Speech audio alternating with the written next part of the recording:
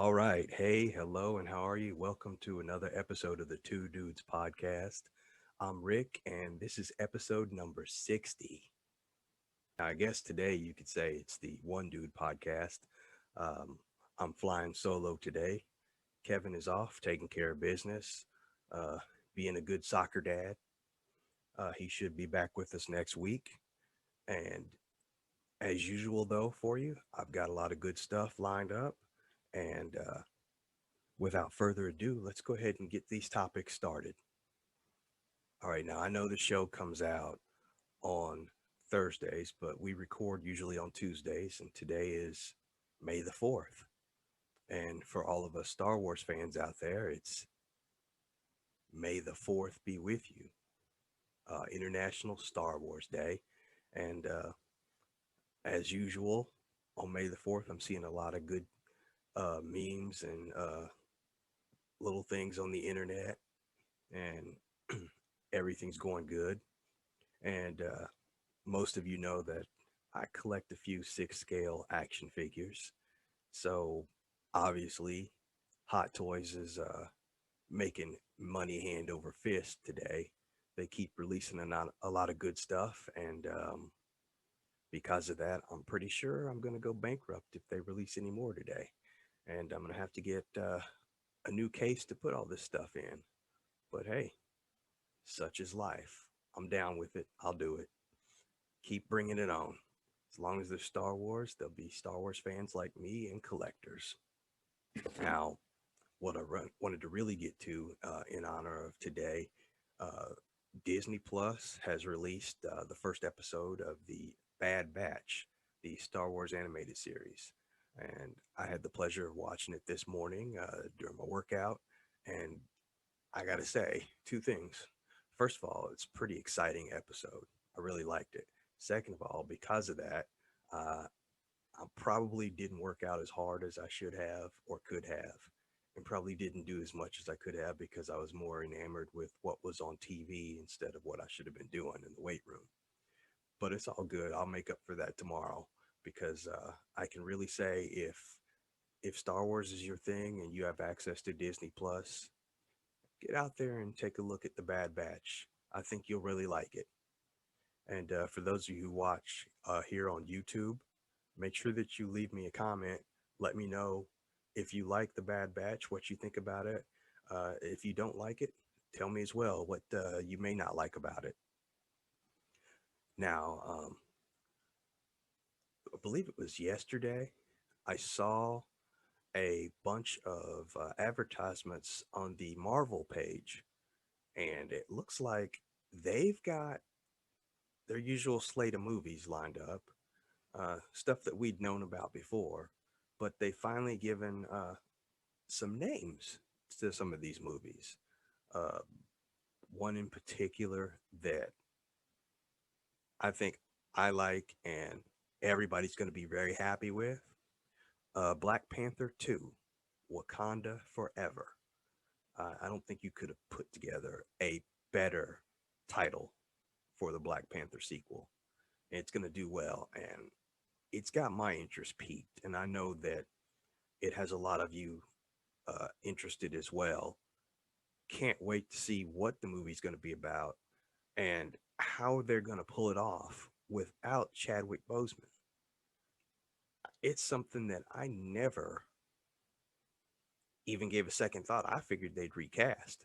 They don't want to recast. They're not going to use CGI Chadwick Boseman. I'm very curious as to what they're going to do, what it's about, and most importantly, how they're going to pull it off.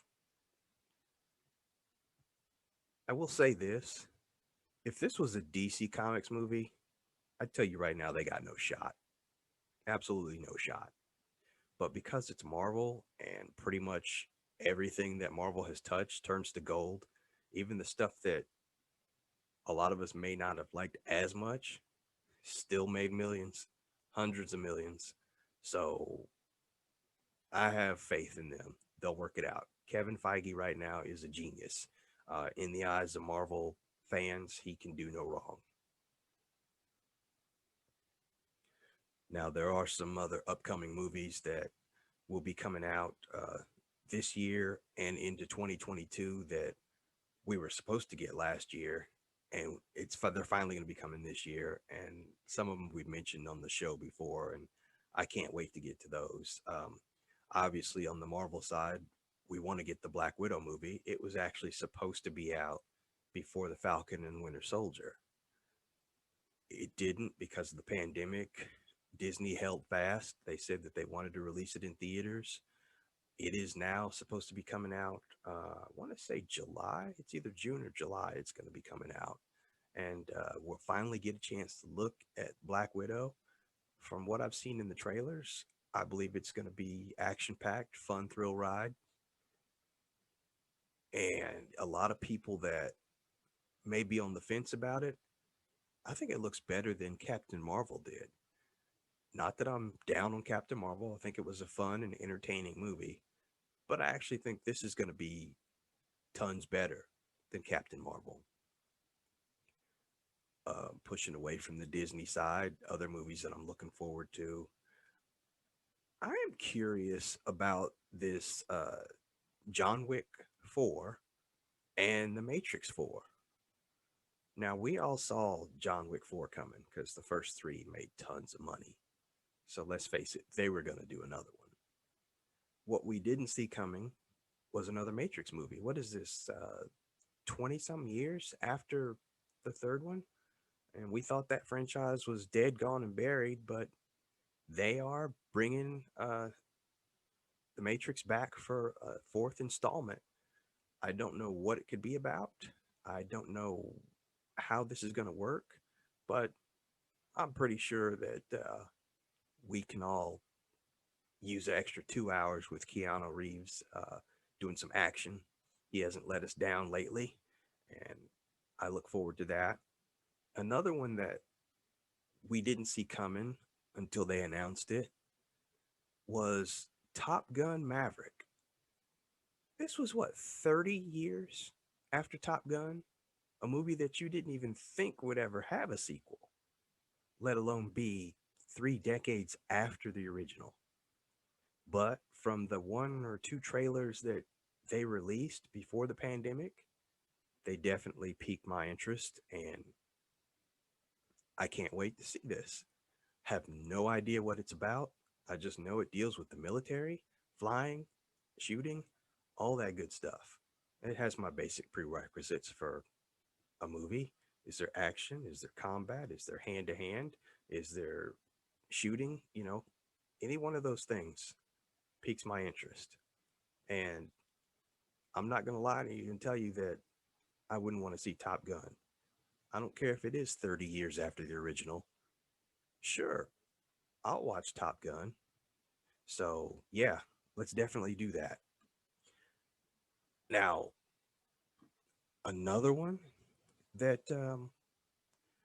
piques my interest that we knew about was Mission Impossible. And the rumor was they were going to be filming the next two Mission Impossibles back to back. From what I heard, they've almost wrapped up, if not finished by the time this airs, the latest installment. Because of COVID, I believe they're going to take a short break, let everybody spend time with their families, and then get back together as quickly as they can to get out the next one. So between promoting movies and starring in more movies, it appears that Keanu Reeves and Tom Cruise are going to be two very busy men. Lastly, I'm a big James Bond fan. I know a lot of people are not. If my co-host Kevin was here, he'd probably tell you that he's not. And it's not for everybody, but I kind of like those spy thrillers and things like that. I'm a big James Bond fan, like I said. So, No Time to Die, it's piqued my interest for almost 2 years. And if a movie can have me interested for 2 years and keep getting pushed back and pushed back, I'd say that there's 100% chance that I'm going to go ahead and see that one. Now, it comes out in November, I believe. It was supposed to be November of last year or November of the year before, something like that. It got pushed to, no, it was November of last year, then got pushed to April and or something or another. It got pushed back a couple times. So finally, they got a hardcore release date. Movie theaters are getting in gear. So let's hope that it goes on without a hitch and COVID doesn't push this one back again. Because at that point, I'll be like, just put it on pay per view or something so that we can see it. Because the movie's a couple years old now. There's no sense in waiting. The money that they made is the money they're going to make, and that's that. Now, in addition to movies, I can't wait for music to come out. And yes, I know we've gotten a steady influx of new music, but I'm ready to go to the concerts again. I'm ready to, maybe not necessarily a stadium yet, but an outdoor venue maybe. And, I want to sit back, relax, and hear some good music. And I'm pretty sure a lot of you feel the same way. As a matter of fact, I was talking to my cousin on her birthday, which happens to be my birthday. She's going to go see Usher, I believe, in August. So, uh, shoot, I might try to hitch a ride with them. I'm more old school, so I'm apt to see other acts, other venues. But hey, Usher ain't that bad. I'll go see that too. Now, speaking of summer movies, concerts, and stuff like that, everybody looking for something to do. Obviously, because of the heat of the summer, everybody wears a little bit less, and we're all trying to get into some kind of shape. Saw this article, not an article, I actually saw the Instagram post first before the article was brought up. Will Smith just had an open jacket and a pair of shorts and some flip flops on, and he had a little dad bod gut going on there, and he mentioned that he was in the worst shape of his life. Let me pause for a second because if that's the worst shape of his life, I think a lot of us would kill to move up to that level, if you know what I mean. He did mention though that he is going to put the hammer down, change his eating practices, and work his way into a lot better shape within the next few months. And not only does that inspire people, um, it downright gives you a swift kick in the ass because, and I know a lot of people think, well, he's a celebrity, he's got nothing to do, he can do this all day long if he wants to. I'm a regular dude, I'm a regular girl, whoever. I can't do that. That's not the way fitness works. It's not. You only work out one, two, maybe 3 hours out of the day, maybe. And if you do that every day, nobody can sustain that. So if you can devote simply 20 to 30 minutes a day for a fitness regimen, you can achieve the same goals as anybody else. And shameless self promoting, there is a Facebook group that I am a part of. It's called Change. Um, find it on Facebook, get in there, join with us. And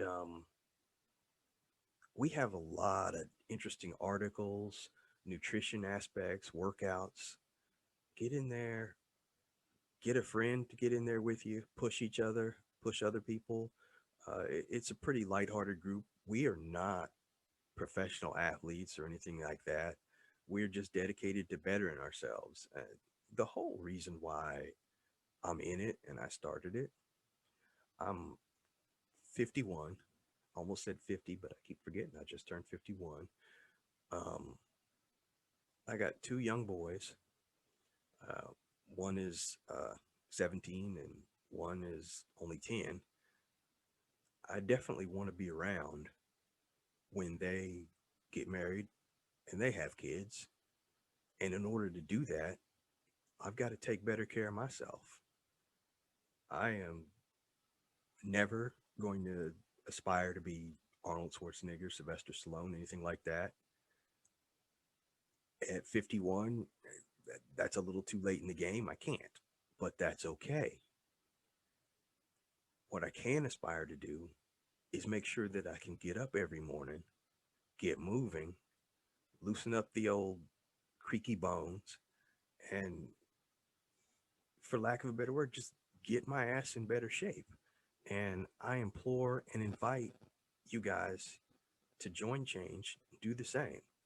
And when you get in the group, just say, hey, uh, I listened to the podcast and I wanted to get in here and make a better example myself.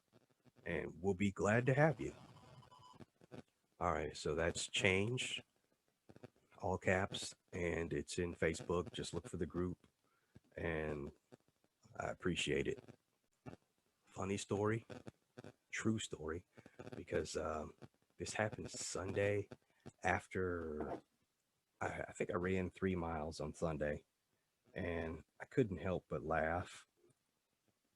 I was looking at my Garmin information, and let me pull it up. This is exactly what it said here. All right, first of all, I'm trying to get my VO2 max up. It's currently fair. Uh, the number's not important. It's fair. It's not good. And I get that because I took a layoff for a little while and I haven't really ran hard this year. And I could probably stand to lose about 15 pounds. That's another story for another time. What was funny about it though is underneath that information, it says your VO2 max is in the top 45% of your age and gender. So I'm thinking to myself, are we all this out of shape? And the funny part's down below. Your fitness age is that of an excellent 20-year-old. What the fuck? So you're going to tell me now that the average 20-year-old creaks and pops when they get up in the morning and they move around as slow as I do? Society is really screwed now. Either that or I set the bar really, really high when I was younger, because I am 100% certain that I was better than this when I was 20. And like I said, in no way, shape, or form am I an elite athlete. Ha ha.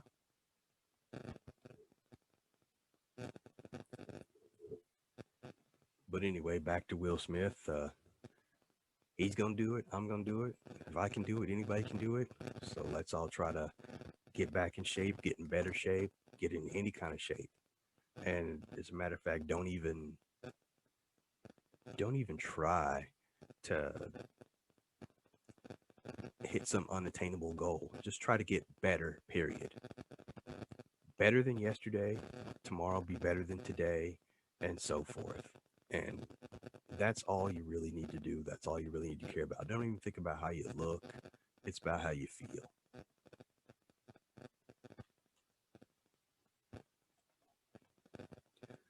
All right, now I want to take a second for those that are listening or watching on YouTube.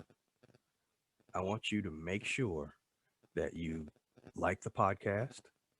Leave me a comment. Let me know how I'm doing. Let me know what I can do better. I don't mind.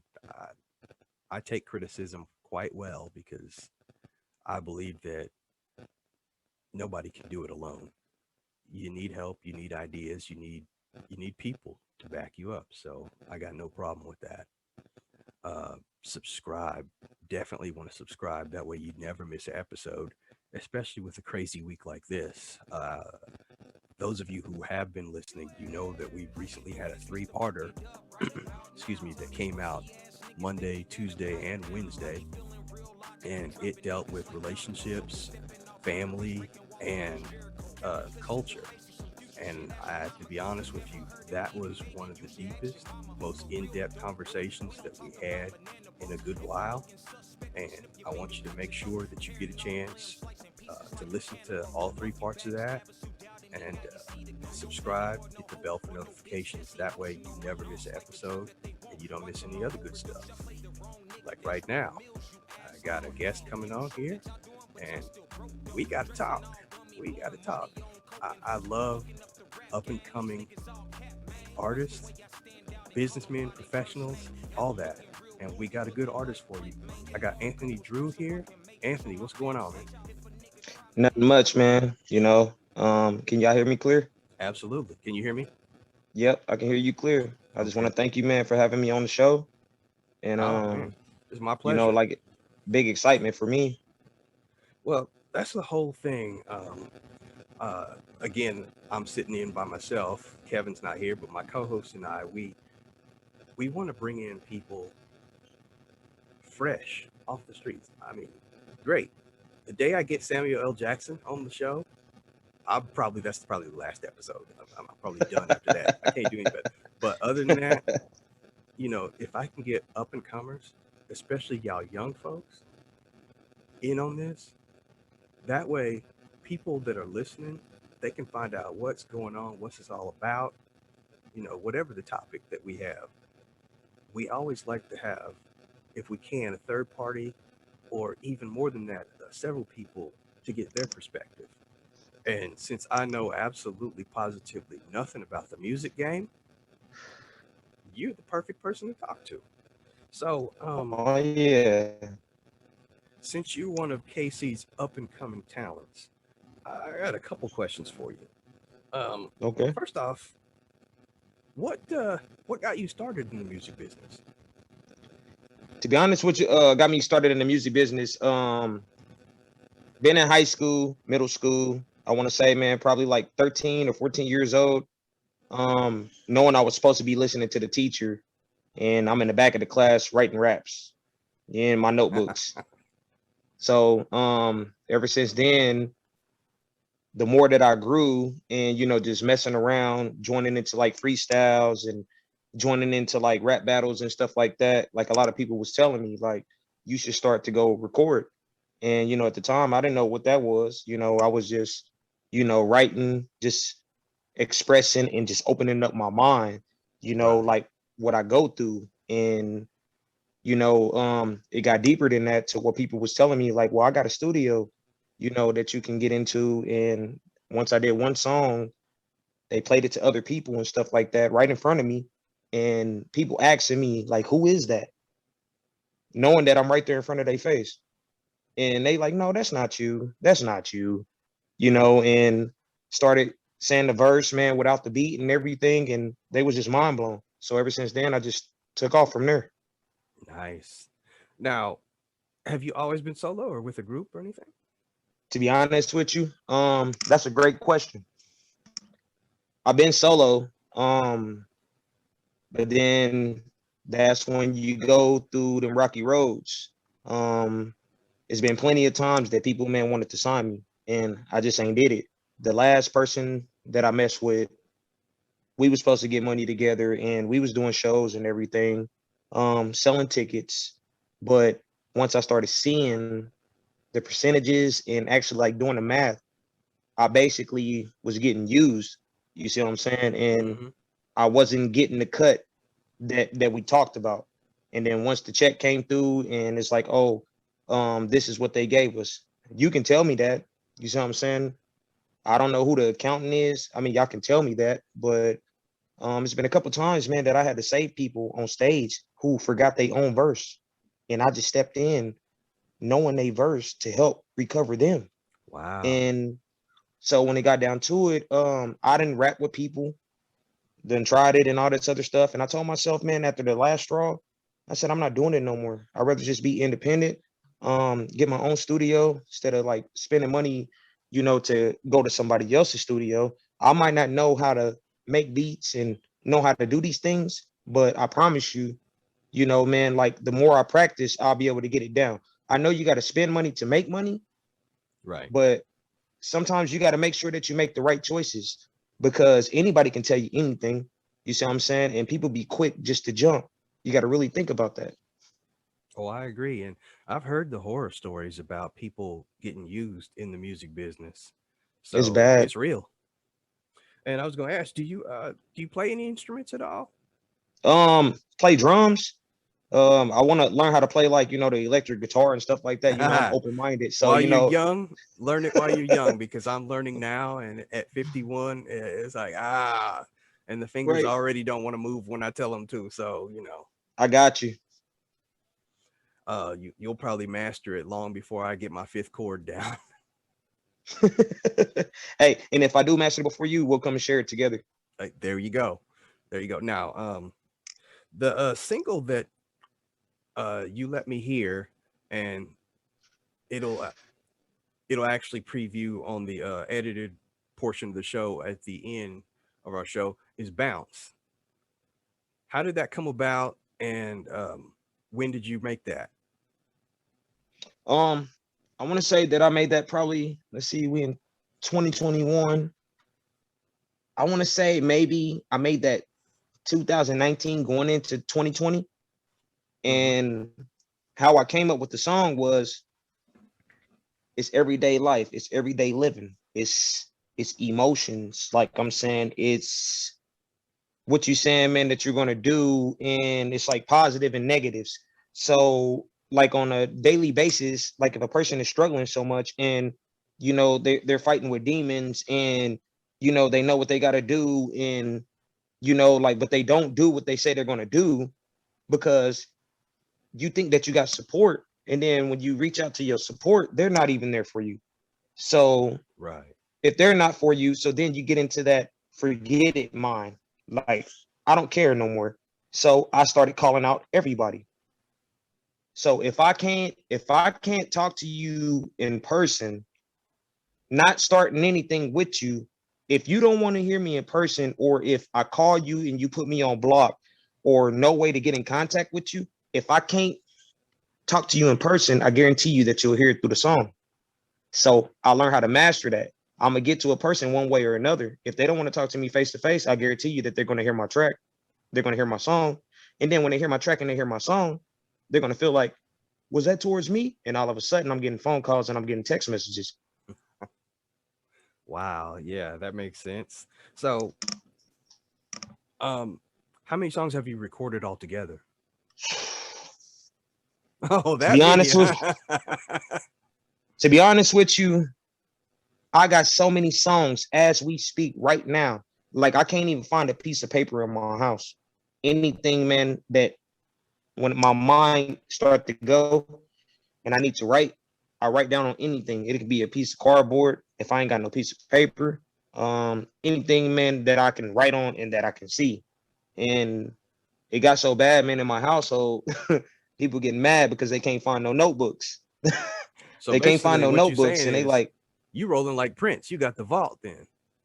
I got everything. And I got a lot of songs from like years, and like I'm saying, I probably got like over 20 or 30 notebooks full of raps, like full of songs that I have not recorded, because I'm saying it got down to it when I gave my trust, I got crossed. So now it's like I'm holding on to everything until like it's the right time. Well, you know what? Speaking of holding on to the right time and having 20 or 30 notebooks, I know a guy that went through that same thing, and his name was Tupac. So you in good company. I'm gonna tell you that right now. Appreciate that. Now, Wow. where do you record at? Ooh. See, that's another thing. Can't find a steady studio because 1 minute, matter of fact, prime example. I went to Buffalo Wild Wings and then I went to go get some chicken, and I seen somebody and they was telling me like, hey, we looking for local artists and all this other stuff. We got a studio, blah, blah, Right. blah. So went out to their studio. They were so shocked because I dropped like 4 songs within an hour. Within an hour, I dropped 4 songs within an hour, and they couldn't believe it. Cause like, once I get in the studio, I'm there. Ain't gonna be no mess up. I know this, it's in my mind, so therefore it shouldn't be no mess up. So when I get in there, it's like I'm going straight through it, ready for the next track. So come down to it, like try to get back in there, waited like 3 or 4 months, and we Snapchat partners. Talking about, oh, I ain't got time in the studio, this, that, such and such. You tell me you ain't got time, and you put me off for like 3 or 4 months and all that. And I got money, man, put up, like money for the studio. I got money put up, to put in your hand. And telling me he's not doing anything or nothing like that. Get on Snapchat. It's a whole group of people, man, in that same studio that I'm trying to get in. Wow. I was like, oh, we doing it like that? And he denied everything. Mind you, he's the engineer and the producer. And then he's like, he tried to tell me, he was like, oh, I'm not a producer. I'm not this, that, such and such or whatever. And I just do live stream Twitches and all this other stuff. Deep down inside, I was like, bro, it's all good. You ain't got to waste your breath no more. I just want to let y'all know that y'all lost out on something good. And, may God be with y'all and God bless y'all. And I hung up. Yep. And then his homie tried to reach out to me talking about, we got a studio. I mean, mind you, y'all both together. And he's like, I was like, no, I fell out with your producer. You see what I'm saying? I fell out with producer. And he was like, no, I got a new engineer. You see what I'm saying? And he's trying to get me back out there because what they heard come from me, they're trying to get me back out there. They got a thing called like the Midwest Vault. And they trying to get me to come back out there. But like I told them, once you burn bread with me and, the bridge is burnt, like, I can't help y'all. You see what I'm saying? Like I tried, but I done been with too many people. I done seen too many people tell me things and said what it was going to be, and it wasn't. So I told myself, you know what? I don't care how long I got to sit back and let everybody have their shine. But the minute that I step in, I promise you, people going to listen to it, man, and they're going to run it back. They're going to run it back. Not being cocky and arrogant, but I'm just saying, I'm one of them artists. I can say that about myself. You got to have that confidence. Now, when you recorded your very first track, how did that make you feel? I was nervous when it came down to my first track. Check this out. My very first track, I'm gonna tell you, man, how far I took it back, trying to record so bad. I was in the closet, like, man, with the little coat rack, little wooden thing with the coat rack. Yeah. And I had this laptop, and then with this little program, and I connected it to the laptop, and then I hung it around the coat rack. And then there's like this little box, a little speaker thing, this little box thing. And if it's crappy, I recorded my first song, you see what I'm saying? But that was before I knew about, trying to tune in, the voice and try to do this and try to do that. Right. But I'm saying I was nervous, even though, man, I was at my own spot and had people with me. I still was nervous, because I'm like, wow, I'm about to do this. Because you want to get I'm really about to do this. Yeah. And a lot of people out there, they don't know. They hear stuff about artists recording songs. They think you're in this big, huge, posh studio with just endless rows of soundproofing and just an empty spot with a microphone and somebody on the other side of the glass telling you, okay, whenever you're ready. It's not like that. It's not like TV, because I've had people mention the same thing about filmmaking. We did a movie a couple of years ago, a little short independent film, and people walking by are like, well, won't people see all the junk over to the side, the lights and the microphones and everything? I'm like, no, that's not how that works. People don't see that. They only see what's the camera's pointed at. It's a million and one things going on a set while the actors are doing their thing. You might have somebody serving the crew lunch while the actors and actresses are doing their lines, and the cameraman is getting that, and the director's on the other side of him pointing everything out. And you might have a boom operator holding the mic, kind of walking with the actor a few feet behind them, just making sure that mic is there. Right. People don't see that stuff, or hopefully they don't see that. Hopefully they don't see that stuff. If they do, somebody messed up. But there's a lot that goes into the arts, especially when it comes to movies and music, that people just don't know about. They got it in their mind that there's one thing or another, and it's a lot deeper than that. Now, it is. Who were the influences that you had that you listened to when you was coming up? Oh, you talking about like as far as like artists, yes. Like now? Now or when you were Um, coming up, who shaped you, and what okay, style would you say is similar to yours? okay, we'll take it back. Okay. Um, First of all, when I had my hair and thing, everybody, man, say I used to look like Ludacris. So I used to listen to Ludacris growing up. And, I used to rock the braids and the hair out and everything. When I was in school, they used to call me Little Luda. They was like, look, there go Luda right there. And I got to looking after a while, like, man, I'm like, I don't look like that, man. And then put my picture next to him. And it was like, yeah, you do. So I grew up listening to Ludacris, DMX, Nas, Jay-Z. You see what I'm saying? Like I wasn't Yeah. like your typical kid, like NWA. You see what I'm saying? Project Pat, 3 6 Mafia. Um, I can go on. Like you see what I'm saying? I Right. can Biggie, like I'm saying, I can go on. And So once I you had got, a wide spectrum then.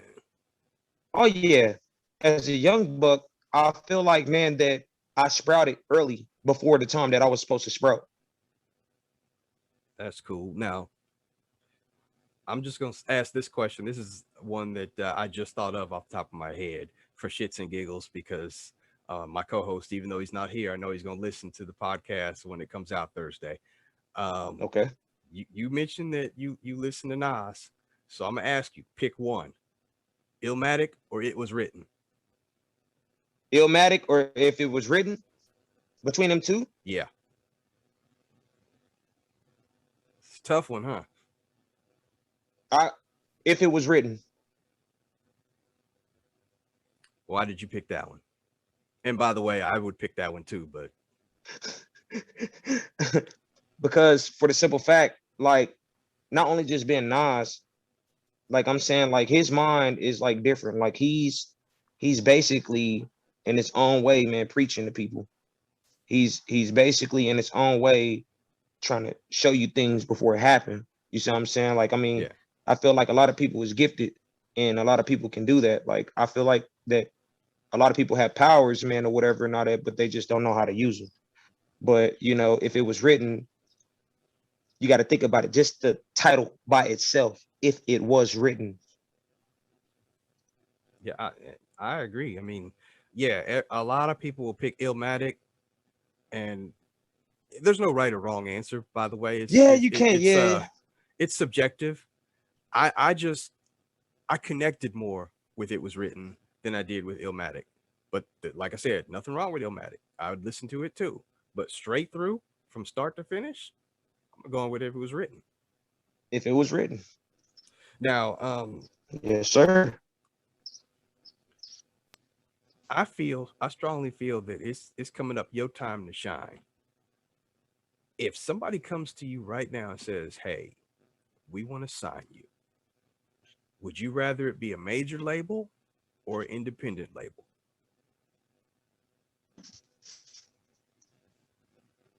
To be honest with you, I would say independent because Why I don't so? want to go through no major label. Like, I don't want to go through no major label, man, for the simple fact, man. Like I'm saying, man, like it'll it'll be like everything, man. It's just like a repeat.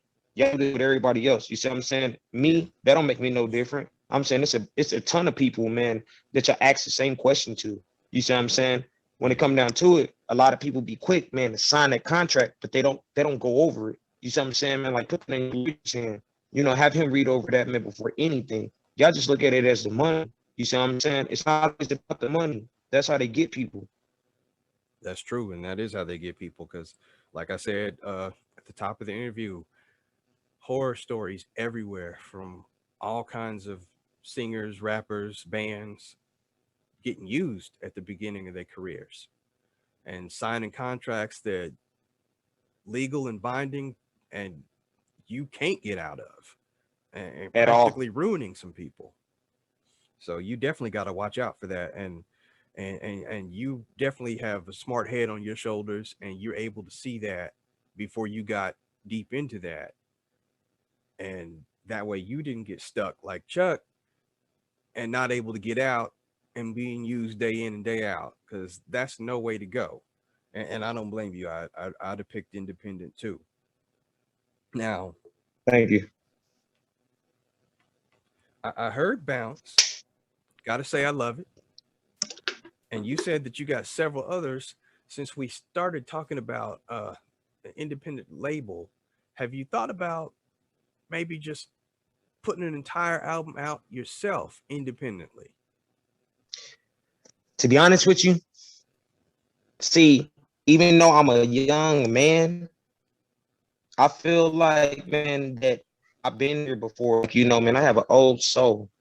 Like I'm saying, I grew up around all OGs. When I Mm-hmm. say OGs, it's not like that, like in a disrespectful way, like, original gangsters. You see what I'm Right. saying? Like, so before I can even grow up, I already had the wisdom. Already had everything. Before I even hit 21, I seen everything. So by the time I turned 21, it was no fun to me because I already done lived it and already done did it. So you asked me about an album. I won't give them an album. What I would do is I'll give them a EP first and see how that turn out. And then after that, however that goes, let me know to give them an album or not. I can drop an album. Yes, I can. But I need to build a fan base first before I just go out and just drop an album. I don't want to drop an album and only certain people hear about me. And then they be like, who is this? Man, just dropped the whole album. Who is this dude? This, that, blah, blah, blah. I need to drop an EP first. Or maybe like in between like 7 tracks or maybe 10 or something like that. You see what I'm saying? Right. And that way you can get out to other people like, yo, did you check out AD? Did you hear that? Bro, spread it on to the next person. Then when I build my fan base, then I give y'all an album. Have you thought about maybe putting a song out on Instagram or Facebook, or putting together a website, maybe putting something out there? I mean, I'm on SoundCloud. So Instagram, I really ain't, been into the Instagram thing. I ain't really, I'm not an Instagrammer. You see what I'm saying? But if it come down to it, I will do it. As far as in Facebook, they got its ups and downs, man. Like I'm saying, man, like you never know what's going on with Facebook. You see what I'm saying? Like so Yeah. much be going on with Facebook. Just like the dude, man, that's the owner of Facebook. He was in front of like the Senate or something. Like I know people have seen that Yeah. and how he was doing people on Facebook, man, trying to expose them. The Senate or whoever he was in front of, man, or whatever, not did the same thing towards him. But he didn't want to answer the question though. He didn't want to answer. So Yeah, I Facebook saw kind of that. iffy too. It's kind of iffy too, man. Yeah, I just thought of that because I know that because we are in the digital age now, a lot of today's artists are actually discovered somewhere online. Um, because I guess that's the new school way of these producers and everybody finding new talent. And Mm-hmm. when you mentioned being independent, the first thing I thought of was, man, if he had a website, that would be perfect right there. Because anybody who you It come would. across, all you gotta do is say, hey, go to www dot whatever you want to call it, and they can listen to whatever track you want to post at that time, and go from there. And that would actually probably save money too. You don't have to cut a CD, or I guess now y'all young folks deal with digital downloads, but I'm OG too, so Streaming and everything. yeah. Hey, I still got this. I got it too.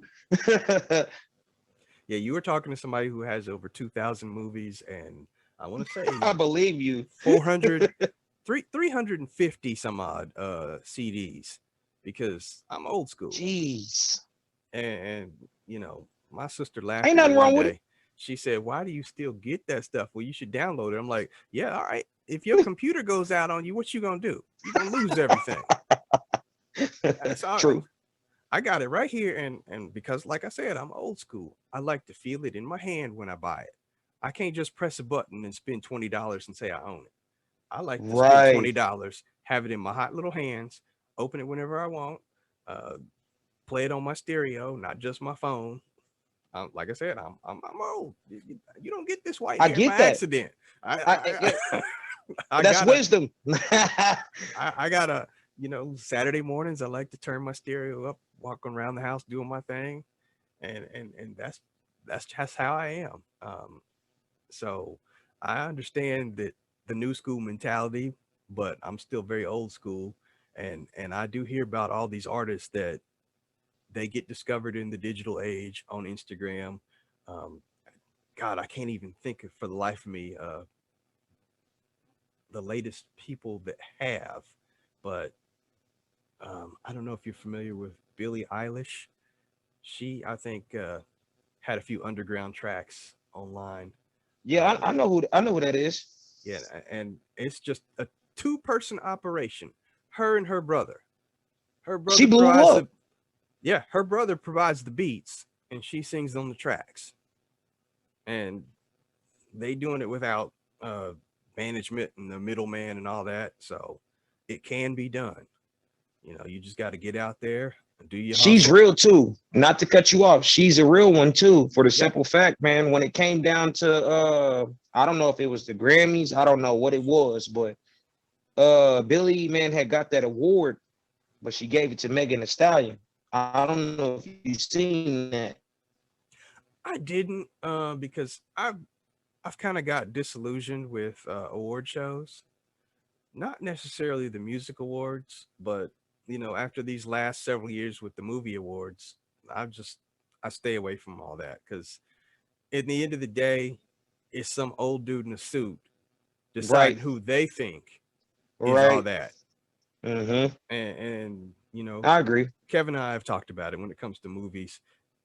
A movie that makes $500 million, everybody goes to see, I know where you're going doesn't with get this. mentioned for Best Picture.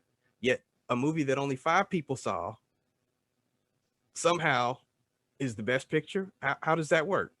Do the math. Something ain't right. That's insane. And it's the same thing with music, especially with hip hop.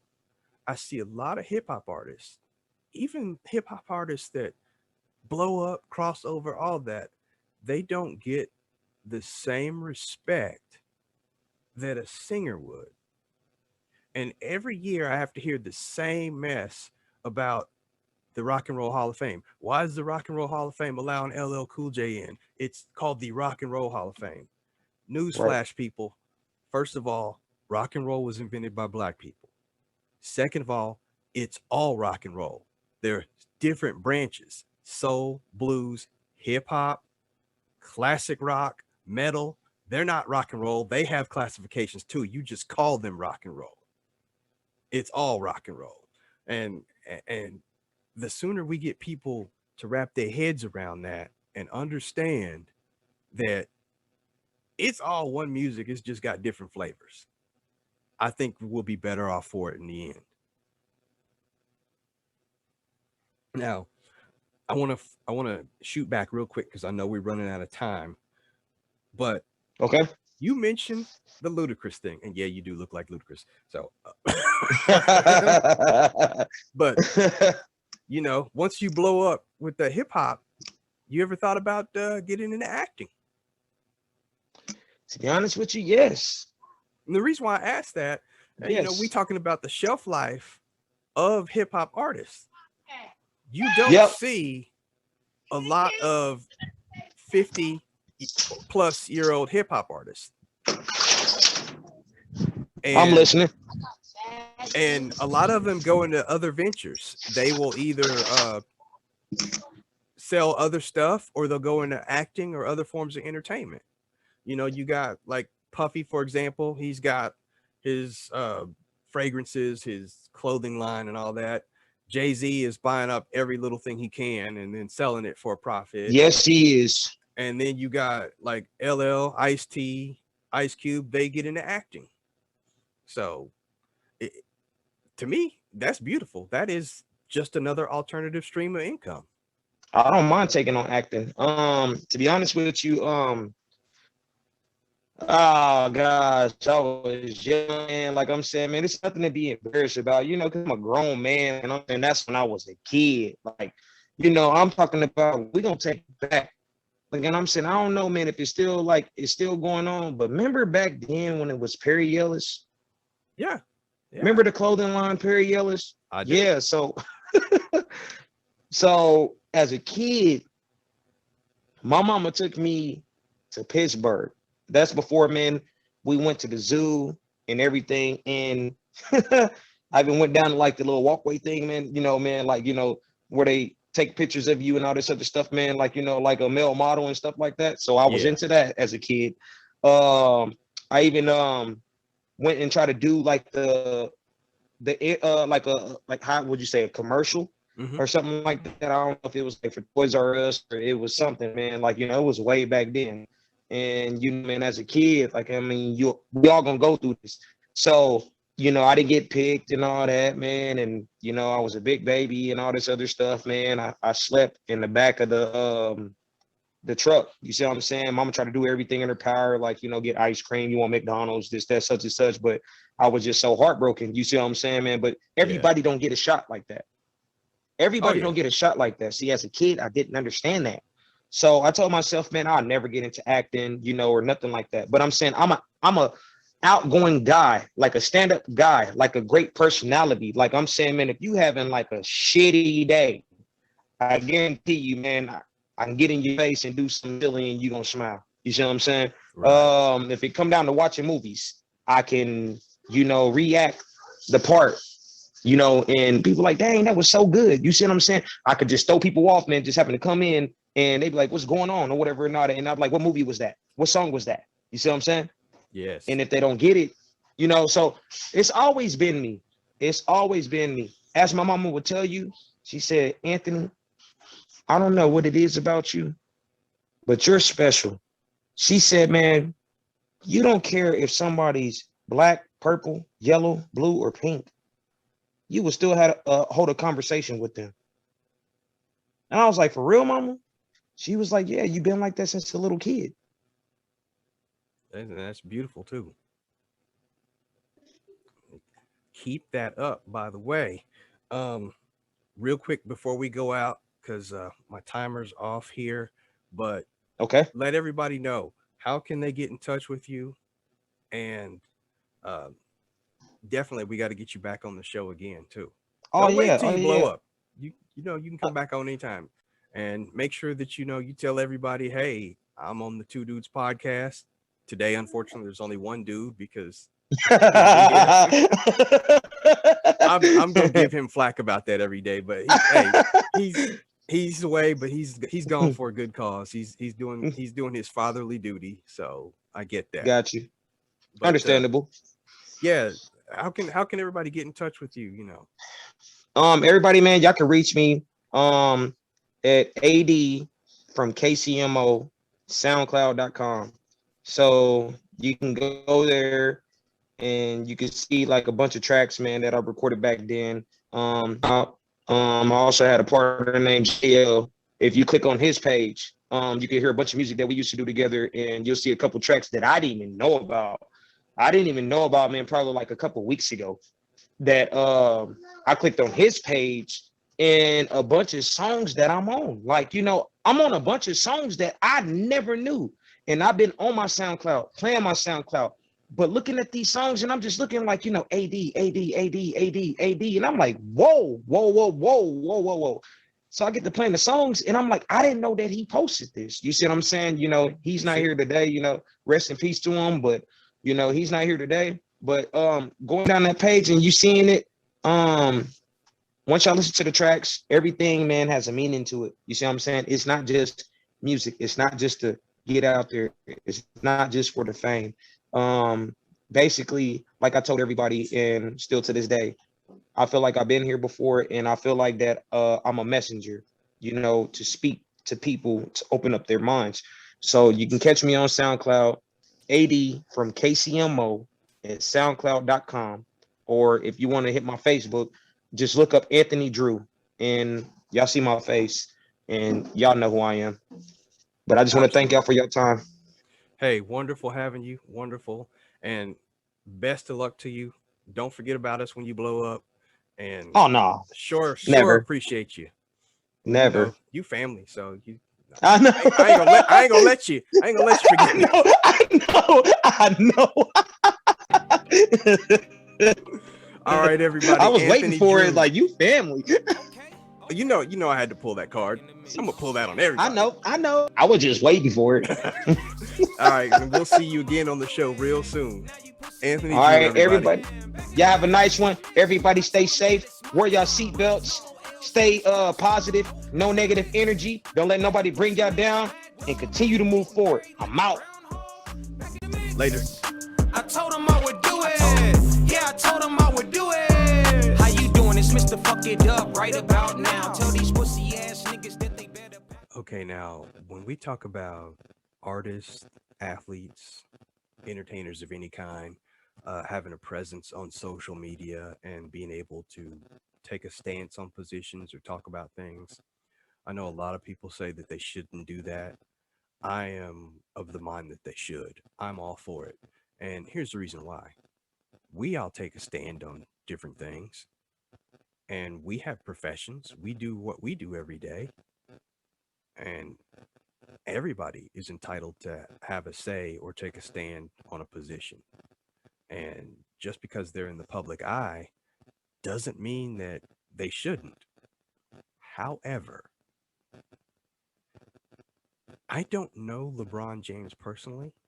I'm hoping that somebody out there either knows him or knows somebody that knows somebody that knows somebody that knows him.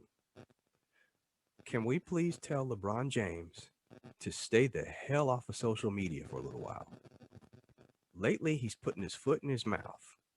If he's not talking about somebody that he doesn't have any business knowing what's going on, i.e. the George Floyd thing when it came to the Raiders, or lately, him talking about how he's not a big fan of the NBA having a play-in game, which he got lucky. The Lakers got in last year and have a shot to get in this year. So that's the only reason why he's decided to say that he doesn't like it. I'm going to need LeBron to concentrate on basketball for the rest of the season. I understand he's a good dude. It's not a knock on LeBron. Yes, I'm pro Mike Jordan, but that's because I'm old school. That's who I am. All of you watching on YouTube, you see the white beard because I am old. But again, it's not a knock on him. You just need to settle down, young man, do your thing, win a championship or whatever it is that you do, and then take a deep breath and then come back and talk to us about how you feel about a certain thing. Can you hear me, Nelson? Yeah, I hear you. You hear me? Okay. Yes. What's going on? What's going on? Oh, not a whole lot. Before I wrapped up the show, I wanted to get with you. That's why I purposely stayed away from sports until just now. and I know we've only got a few minutes, but I wanted to get you in because okay. I value your input. Thank I value you. your input better than I value Kevin's because your input is usually closer to right. His is opinionated. Chiefs suck. Let's just put it out there. They got lucky during one Super Bowl out of 50 years. The sun shines on the dog's ass once a day. Anyway, couple things. Let's start with Amazon Prime will be taking over Thursday Night Football beginning with the 2022 season. Damn. They will have exclusive rights to the games. So you won't see them on ESPN anymore in 2022. It was supposed to take off in 2023, but they paid a little extra to the NFL. You know, when you grease palms, things happen. So this year will be the last year that you will be able to see Thursday night games on ESPN. Next year, Amazon Prime. If you have a Prime account, you're good. If you're not, you might want to invest in a Prime account. What do you think about that? Wow, that's news to me, but it doesn't shock me because that's the NFL. They're about making that money. Yes, and at the same time, Amazon is trying to have their hands in everything and anything they can. So yeah, they are becoming one of the juggernauts in the business. Right. So I'll say this. it's not gonna boost their ratings. Because remember, one of the complaints that people had about Thursday night football was that the game was always terrible. So That people is wasn't true. really watching the game. That is true. The only good thing I saw online when it came to the games last year were the Nickelodeon games. And that was because of the craziness that they put on the screen in the end zone. Right. Yeah. When you can get slimed after you score a touchdown, hey, I'll watch that. But, Yeah. you know, I really don't care about the Cleveland Browns getting over on the Cincinnati Bengals. It's a boring game. Right. Terrible game. And you know that the NFL, as soon as they said, yeah, we'll give it to Amazon, but we got the rights to all flex scheduling. Right. Oh, They're not man. gonna put the Patriots versus the Chiefs on Thursday night next year. No. That's Nope. not gonna happen. Nope. You know, I'll tell you what, they might have some Eagle games, so they might get me to invest. Because we was one of the worst teams last year. Yeah, but you know what? This year y'all might be better. All right. I hope. First of all, you got to start the kid. You know, don't mess Yeah. around. Start the kid. He played his butt off. I didn't see anything bad. You know, he had a few growing pains, but you're gonna do that. You throw him out there, you let them do what they do, and everything will be well. Right. Which brings me to the draft. Before I talk about the draft, I do want to let everybody know that next year the draft is in Vegas. I will take any and all donations to help get me there. Shameless plug, help a brother out. Right. Other than that, for this year's draft, I got the numbers here, and I kind of want to go over them. Make sure you get that what they call it, GoFundMe page up on Facebook. Yes, I might have to do that for sure. Now, I'm gonna go over your team, my team, and in fairness to Kevin, I will go over his team too. Okay. Since you are the guest, we're gonna talk about Philly's draft first. And it looks like they got graded an A. They got the receiver from Alabama, Devontae Smith. They got the lineman from Alabama, Landon Dickerson. Defensive end, Milton Williams. They got a cornerback, Zach McPherson. A running back, Kenneth Gainwell.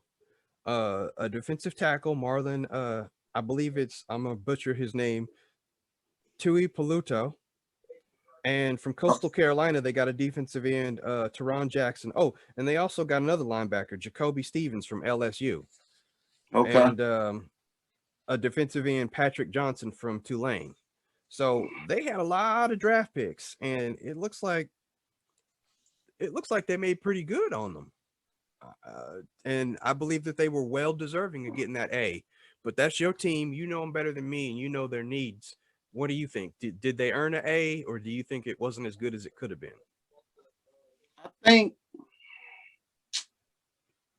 I think instead of getting that I was reading a story today where, and it's kind of been a big story, where the GM and one of the other guys in his camp, they kind of looked like they was disagreeing about the pick they made for the defensive tackle from Louisiana Tech.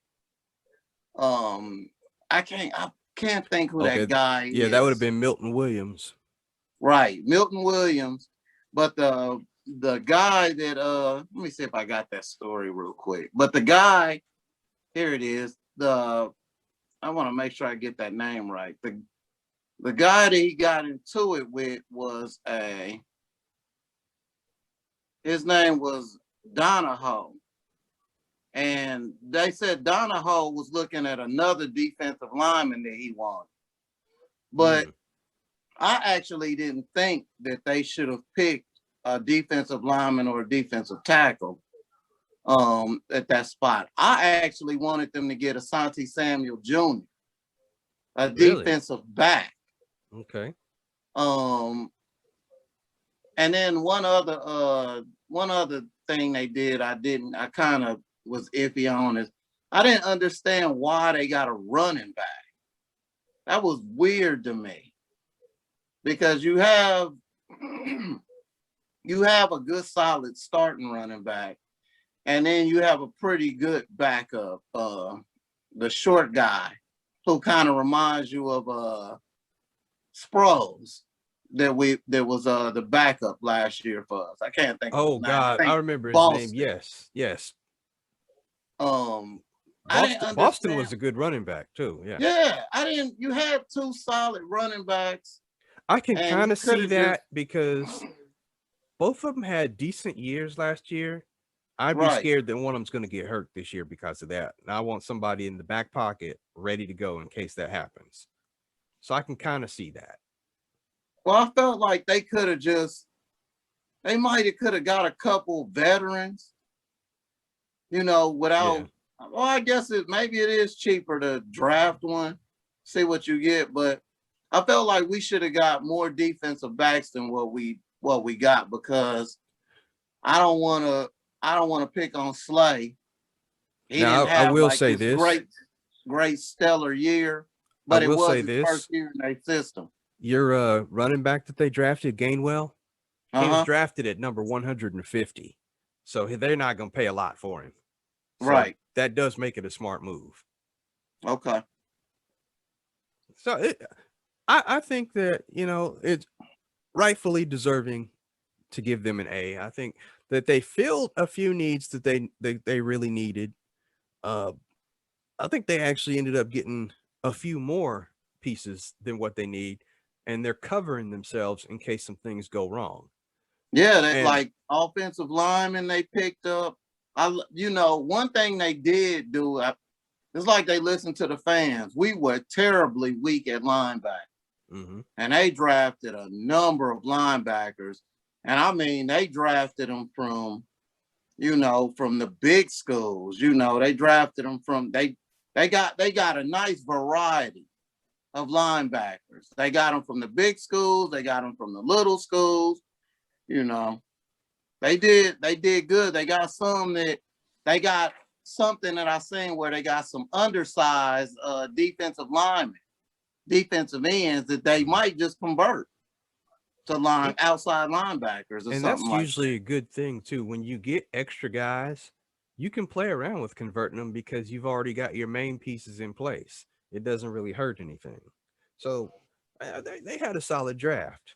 that. Now, And I think I knew they was gonna be in the right frame of mind when they picked up that receiver that I had been begging to get all off season. I knew people would say, "Oh, he's small," and they was gonna drop his draft stock.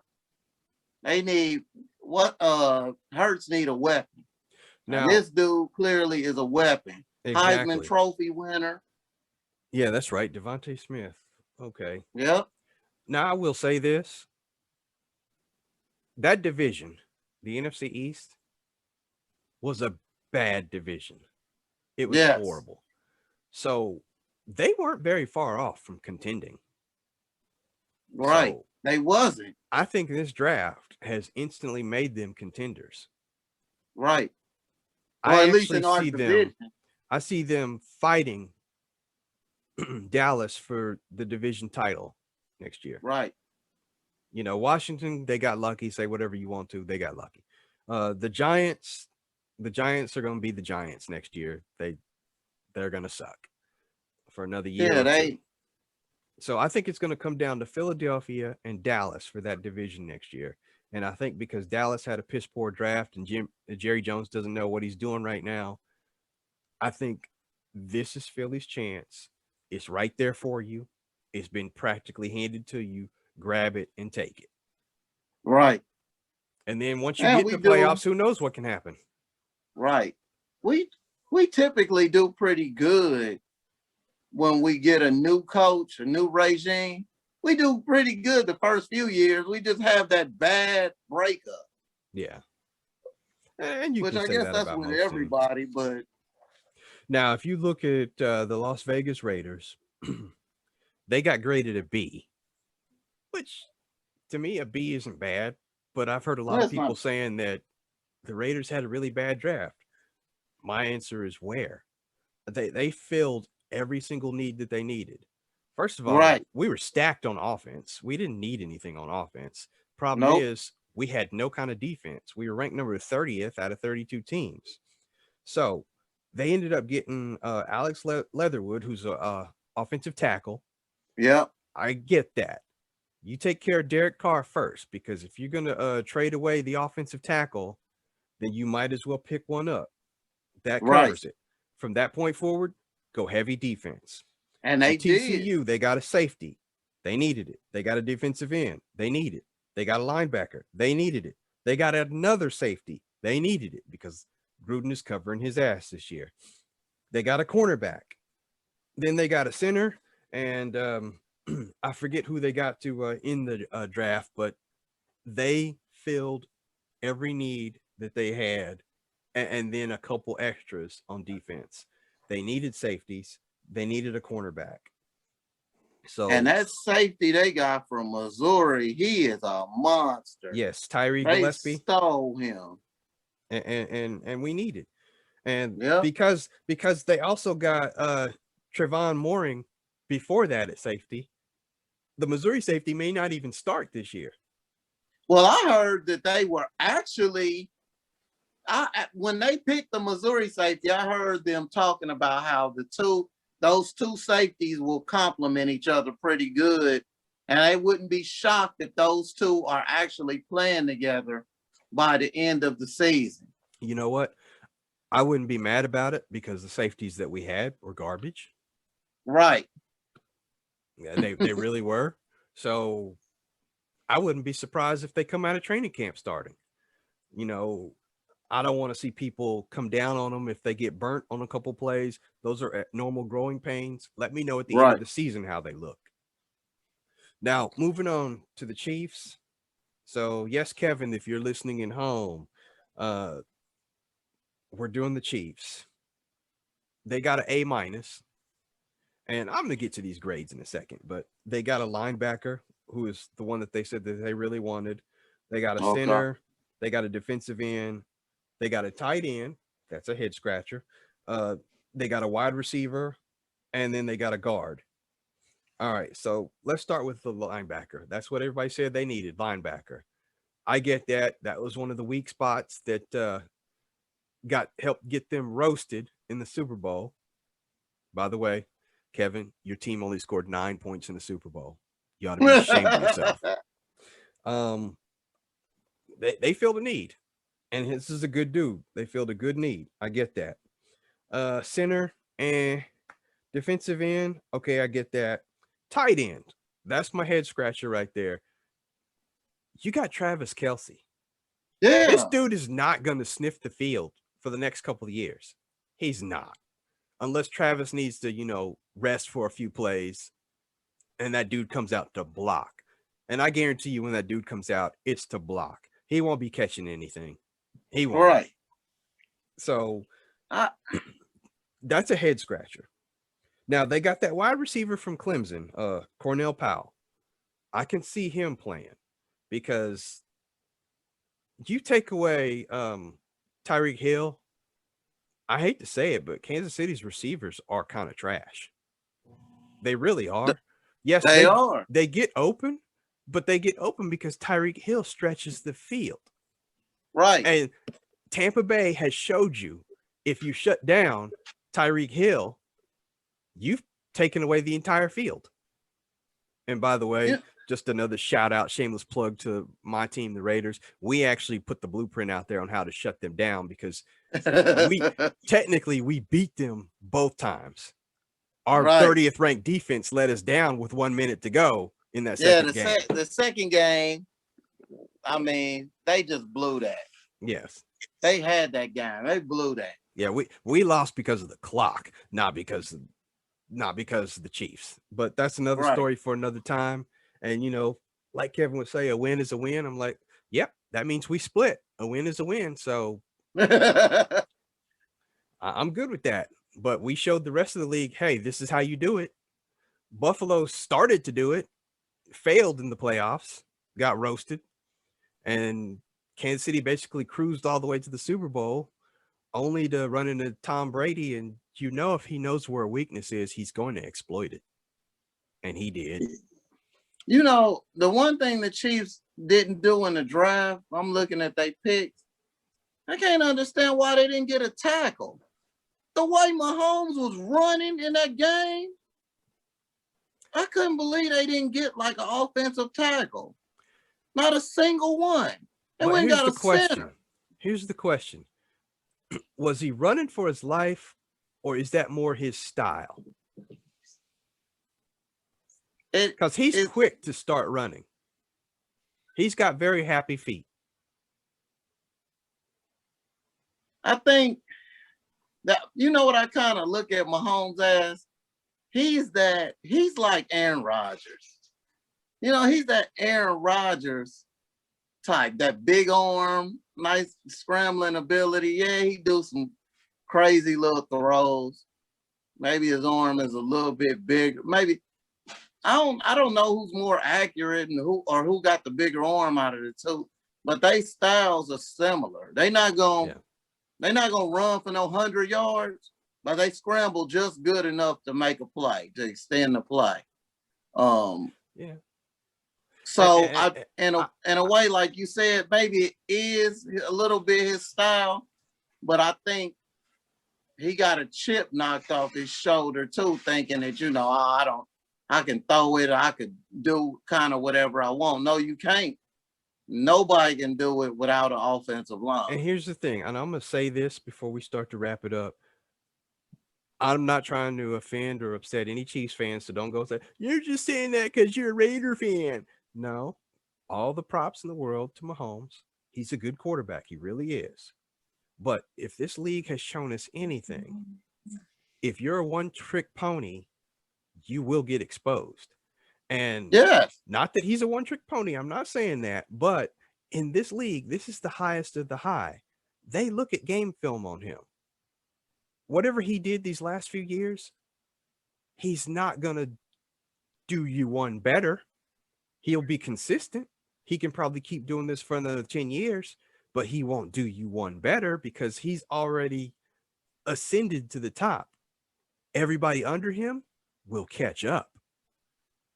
And that's just the way this league is. They will look at film. They will say, okay, when he runs out to his right, he's going to do this. ... Yep. They will see that. They will be prepared for that. Trust me. Tampa Bay didn't fall into a victory. They didn't win the Super Bowl 10-9. They won the Super Bowl 35-9. That means that they scored. They scored Right. and they kept scoring. That means that the defense kept Kansas City from scoring. And I don't care if you're Aaron Rodgers. By the way, Tampa Bay, prior to playing the Chiefs, beat the hell out of Aaron Rodgers. So if you want to say that Mahomes and Rodgers are on that same level, they got that same ass whooping. And in no way, shape, or form am I a Tom Brady fan. I don't care about the Bucks, but that defense, that's the kind of defense that can take down a team like the Chiefs. You know where to hit them, and if they can't do anything about it, you got them. And to my point, the Chiefs, okay, they played three quarterbacks with the similar style. They played the guy up in Buffalo, which they barely won that game. And the Chiefs fans won't say this, but it had like they want to say about the Super Bowl. Had the refs treated them fair or whatever, then their mindset would have been different going into the second half. Well, what I always tell the Chiefs fans is, had Buffalo scored that touchdown, that basically y'all defender used his head to make a illegal tackle, and basically that ball fumbled through the end zone out the side of the end zone. Had they scored that touchdown, then Buffalo's train of thought would have been different. Maybe they would have won that game. But those three quarterbacks, they lost. They almost lost to the Browns. Yep. You know what I think about the Browns, and the Browns almost came in and had something going. So I And think again, it's not a knock against the Chiefs. It's just to let people know your team is not all that. As a nope, matter of they fact, not. the worst thing that can happen to a team happened to the Chiefs. You got embarrassed in a Super Bowl. Teams that have that happen to them have a drastic hangover the following season.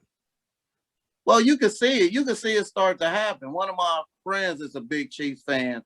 He said all these Chiefs fans making excuses. They need to wake up and they need to look at the season. The Chiefs were barely winning games in the Yes. second half of the season. And I told Kevin that at the beginning of the year. You're Super Bowl champs. Great. You're going to have a target on your back. Yep. Nobody's coming laying down. They want to make a statement. They want to beat the champs. Oh, we're Yep. not going to lose any game. Yeah, Vegas came to town. What happened? You lost your first home game. Thank you, Yep. by the way. We laid the blueprint out there. And I told him, look at what Gruden's building over there. He's trying to make his offense look exactly like the Chiefs. Yeah. He's doing that on purpose. You can see it. So it's like, we know that you're good, else we wouldn't copy you. Now all we need is a better defense. We're putting that together. So if we're doing it, Denver's doing it, the Chargers are doing it. Yeah. This ain't gonna be a cakewalk for Kansas City this year. It's It not. won't. And if I'm correct, they lost the last game of the regular season to the Chargers. I understand they wanted to rest their starters or whatever because they knew they were going to the playoffs. But because the Chargers won that game, that's going to springboard into the Chargers season. Hey, we Well, went out on remember- top. Remember the first game they played against the Chargers?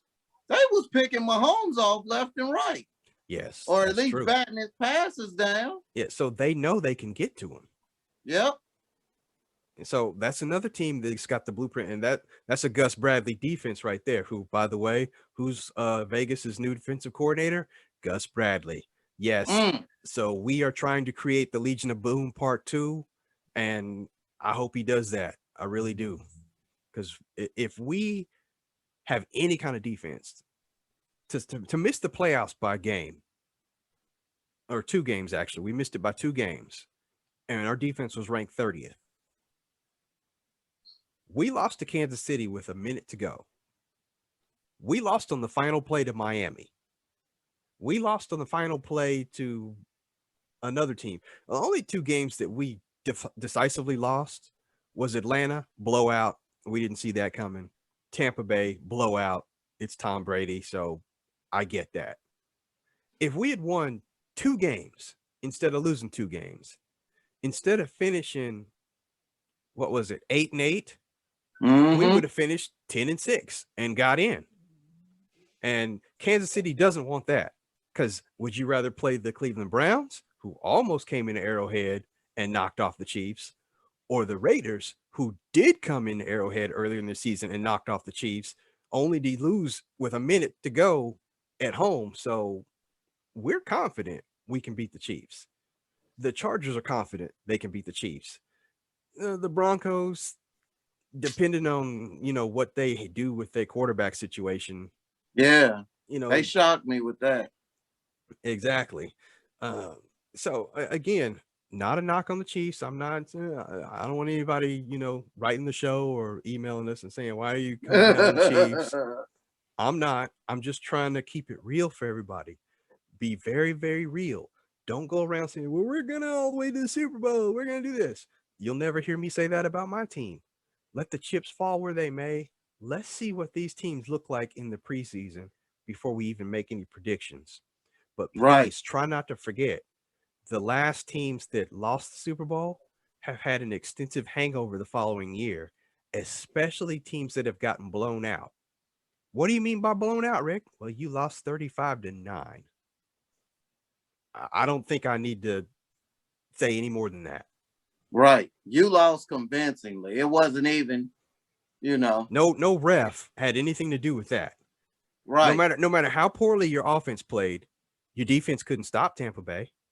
No matter how Right. poorly your defense played, your offense couldn't score on Tampa Bay. If it weren't for your field goal kicker, you'd have got blanked. Yeah, he Think about was that. he was the best player. Exactly. So if you had a losing team MVP, I hate to say it, that'd be your field goal kicker. So again, not a knock on them, but that's real talk. We're hitting the reset button. The 2021 season is almost upon us. Let the chips fall where they may. I'm not talking any shit, but Chief fans, it's not going to be a cakewalk. It is not going to be a cakewalk. Well, I Right. can tell you this. When y'all have that show where they where you talk about the schedule release show, Yes, I sir. will be on there talking some shit to Kevin. Oh, we 'Cause, definitely gonna do that. That's the 2021 season. The Eagles play the Chiefs this year. I believe the 14th. I don't have my calendar with me, but I think the 14th. It's either the 14th or the 17th that the schedule comes out. Okay. Once that schedule comes out, I will be planning the football shows for the following week. So as soon as you hear about what day the schedule comes out, just keep it in the back of your mind. I need to get on the podcast because Yeah, we will y'all be let reaching me out know. to you. We definitely will. I'm making that time. I got Now- to leave early, whatever. I'm on that. One more thing I want to go over with you real quick before we go. Okay. There was an uproar in the news because no players from a HBCU were selected in this year's draft. What? It came out, yeah. No HBCU players were picked in the draft this year. Now, I know a lot of people are up in arms on that, and I get that. You should be, because I believe that there should have been a couple. But before we get too far up in arms, I just want to say I think that a lot more had to do with it other than it being from historically Black colleges and universities. It's because of that there weren't a lot of people traveling as far as scouts because Right. of COVID. There Right. weren't a lot of games on TV because of COVID. There weren't a lot of HBCUs that actually played this past year because they opted out because of COVID. So if a team can't see your player, they're not going to be able to rate your player. And if they Right. can't rate your player, they won't pick your player because the NFL is $1 million business and they've got to know what they're signing. A lot of people didn't know that the Black colleges didn't even start at, and I think that's 1AA.